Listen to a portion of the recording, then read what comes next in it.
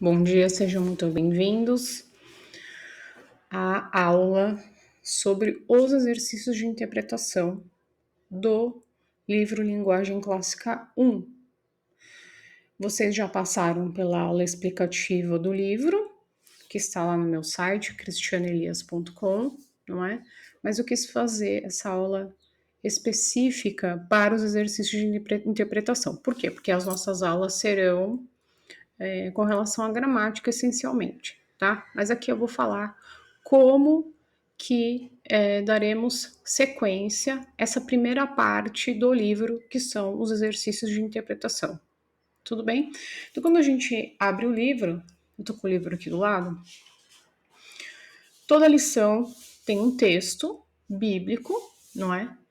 E depois tem os exercícios de interpretação. Então, a gente vai falar sobre isso, tá? Então, vamos lá. Então, a primeira coisa, antes de começar a aula de língua portuguesa, usando o livro Linguagem Clássica 1, que recomendo que se use o catecismo. Não abra mão da prática da leitura do catecismo diariamente, tá? Eu acredito que as aulas de língua portuguesa devem ser diárias, no mínimo 4 vezes por semana. E essa leitura deve acontecer todo dia antes do início da aula. Em média, você vai levar entre 2 a 3 minutos para fazer esse catecismo. Temos aula no Princípios Clássicos Pedagógicos do Aprendizado Incorporado. Sugiro que você assista essa aula. Esse catecismo, para ele não ficar monótono, porque você vai fazer no mínimo durante 2 anos, no máximo, desculpa, não ficar chato. Então, existem formas de fazer esse catecismo. Você pode fazer leitura, você pode criar uma música, né? Que os alunos criem uma música, que as crianças façam com um tipo de sotaque, pode fazer com batidas na mesa, pode fazer pulando. Isso tudo para a gente trazer o aprendizado incorporado, que é um dos princípios clássicos pedagógicos, tá? Aqui no catecismo, a gente está trabalhando o quê? A repetição é a mãe da memorização. Então, a criança vai decorar os termos morfológicos das 10 classes gramaticais e algumas outras coisas que a gente aprende em linguagem clássica 1, certo?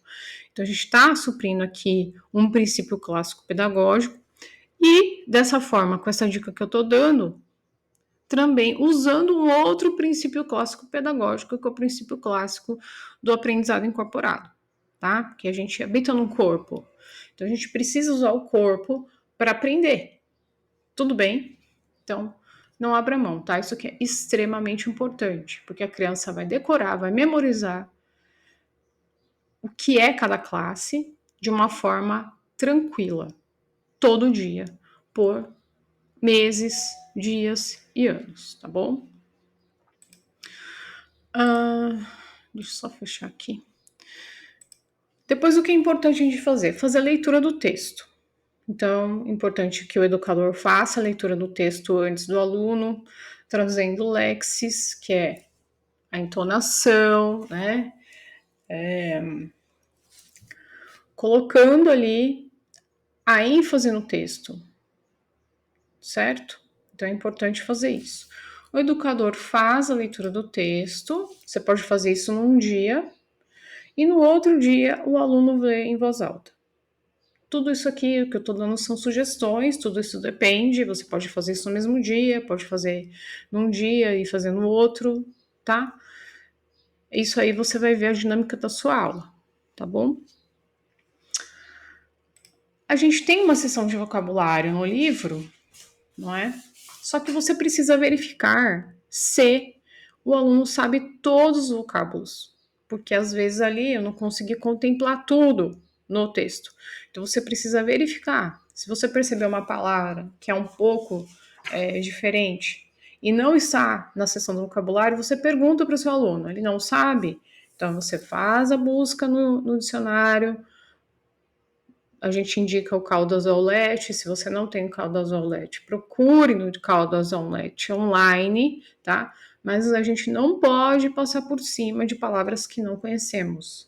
Tudo bem? É importante fazer essa busca. Ok. O que eu recomendo, né? A gente tem um livro que é um livro físico, às vezes você vai ter outros filhos que vão usar esse mesmo livro. Então, o que eu indico? Use um caderno, não é? Assim você não precisa ficar comprando um livro para cada filho. Isso é muito particular, né? Eu, para algumas coisas aqui na minha casa, eu sempre gosto de falar de como eu faço, né? Para algumas coisas, financeiramente compensa que eu faça ou compre um livro para cada uma, né? Ou não. Elas usam um livro e usam um caderno para colocar as respostas. Eu era da época do caderno, né? Eu usei muito caderno. Então, eu não tenho preconceito, não, né? Deixa tudo bem organizado. É uma forma também da criança aprender a organizar. Lição 1, a gente vê isso muito na matemática, né? A questão da organização é extremamente importante, né? Fazer um caderno bonito, às vezes usar um caderno até para fazer florzinha, no caso das meninas, ou fazer um desenho daquela lição, eu acho que é importante, tá? A gente está trabalhando outras coisas, né? Soft skills que são importantes, a questão da organização, a questão de deixar um caderno bonito, fazer uma letra bonita, tá? Bom, e aí, vamos supor que existem palavras lá que a criança não sabe, o aluno não sabe. Então, é importante que dentro da lição 1, estou dando exemplo, né? Lição 1, o nome do texto que a gente está lendo, o endereço na Bíblia, vocabulário. E ali a criança escreva o vocabulário com o seu significado que ele encontrou lá no dicionário. Que case, né, com o significado no texto. Isso também é importante. Veja o tanto de exercício que a gente está fazendo num simples exercício. Parece simples, parece bobinho, mas não é, tá? Então a gente está trazendo um senso de curiosidade, de entender que eu não sei, né? A gente aqui entende que é importante que o aluno reconheça que ele não sabe, porque a partir do momento que a gente reconhece que a gente não sabe, a gente consegue buscar entendimento para saber. Agora, se eu acho que eu sei, eu não vou procurar saber. Tá? Tudo isso a gente está moldando o nosso aluno. Eu percebo isso, por exemplo, com a Isabela. Isabela lê livros difíceis. Ela passou esse ano, eu não sei se vocês viram um post dela no Instagram, recomendo que vejam o destaque dela dos livros de 2024. Mas ela é uma aluna que ela procura os vocábulos, ela procura as nuances, tá? Só que isso não foi uma coisa que veio do dia para a noite. Isso foi construído dessa forma que eu estou passando para vocês. Então, você quer que o seu filho seja uma pessoa curiosa, uma pessoa que ela não se conforma em não saber algo e ir atrás, procurar, ser uma pessoa inquieta, curiosa, é aqui que começa, tá bom? Isso traz um maravilhamento, porque eles vão em busca daquele vocabulário que faz sentido dentro do texto, isso enriquece, isso traz, deixa mais inteligente, tá bom? E escreva no seu caderno. Eu acho importante usar um caderno junto, mesmo que você use o livro, escrevendo as respostas, eu acho importante usar um caderno, tá bom? Bom, a partir do momento que a gente descobriu os vocábulos que não sabemos, então aí podemos partir para a narração. Eu explico a narração com todos os pormenores e detalhes no meu curso Alavanca da Retórica, Narração Alavanca da Retórica, tá? Se você não conhece, veja lá no meu site. Aqui mesmo no YouTube eu tenho algumas aulas, tem um vídeo, acho que da Isabela narrando também, ao vivo comigo. Então, se você tem interesse em saber, porque às vezes você acha que sabe narrar, mas não sabe, né? E a narração, ela é um exercício que ela treina muitas coisas. Por exemplo, o hábito da atenção. Você não consegue narrar algo que você não prestou atenção, tá bom? Então, se você quer saber, ter mais informações, passe lá pelo meu curso de narração. Narração quanto antes começar melhor, né? A gente começa a narrar a partir dos 6 anos e é para o resto da vida, é um exercício para o resto da vida. Quem narra é mais inteligente, tá bom? O que eu acho também importante fazer, né? Você está fazendo já o uso do caderno, peça para que o aluno faça uma paráfrase de cada versículo. O que é uma paráfrase? Escrever com as suas próprias palavras o que aquele texto está dizendo, tá? Isso aqui também é um treino de retórica, é um treino que faz com que a criança fique com uma robustez maior, porque ela está expressando de forma escrita o que ela compreendeu daquele texto, ela também não vai conseguir fazer isso se ela não entendeu. Então, veja só nesse passo a passo aqui, a gente já levou aí entre 3, 4 dias num só texto. Por isso que esse livro ele é um livro, né? Por isso que eu estou fazendo esse curso. Não adianta a gente ter um livro e não saber usar. Por isso que eu tenho esse canal no YouTube. Não adianta você falar que gosta de educação clássica, mas não conhece os princípios clássicos pedagógicos que vão te nortear. Não adianta. Então, aqui eu estou te dando passo a passo para você ser bem sucedido na sua prática de ensino como educador de língua portuguesa. Ok? A memorização. Isso aqui tudo é educação clássica, isso aqui tudo a gente já precisa aprender, né, dentro do Trivium. Como praticar a memorização? Peça para o aluno decorar algum versículo.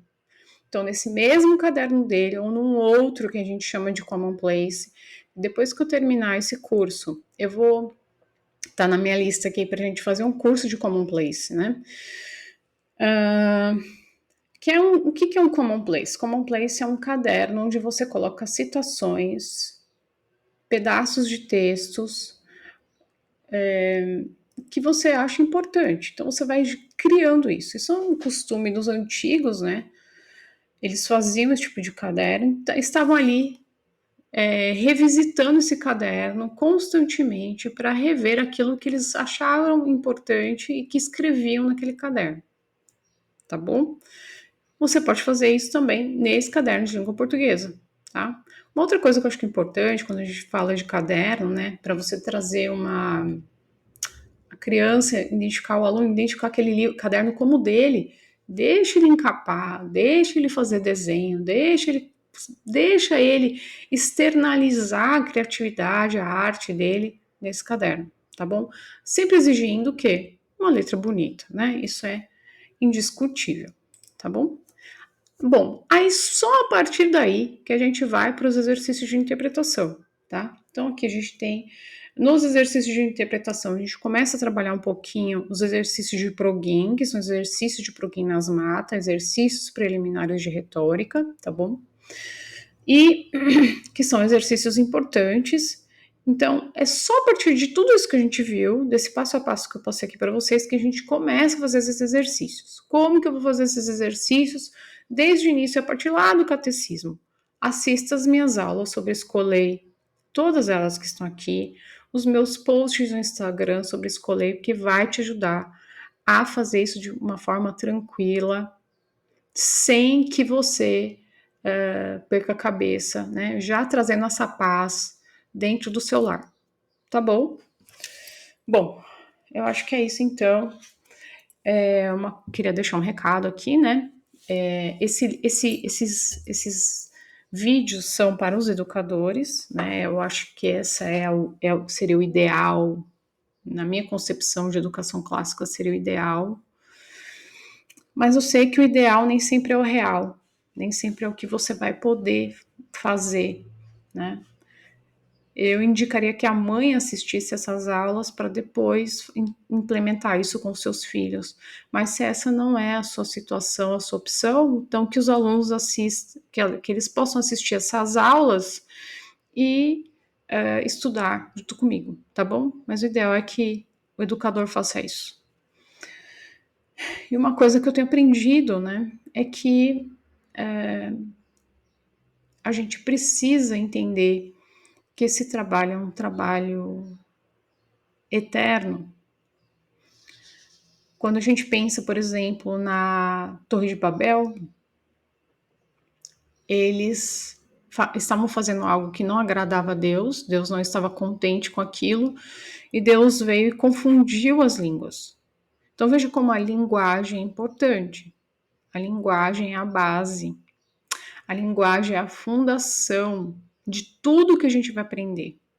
Então, esse livro, esse curso, a língua portuguesa é a base para todas as outras coisas, para a matemática, para a física, para cálculo, tá?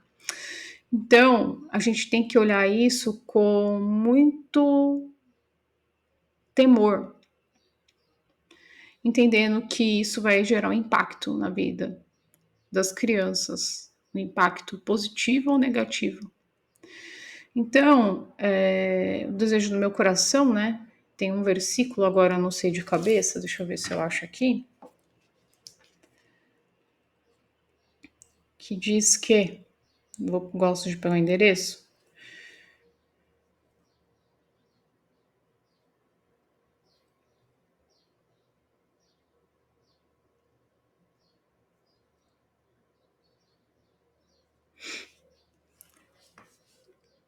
quem é negligente no seu trabalho já é irmão do desperdiçador. Ou é Provérbios 18:9. Quem relaxa no seu trabalho é irmão de quem é destrutivo. Tem uma outra tradução que é irmão, diz que é irmão do destruidor.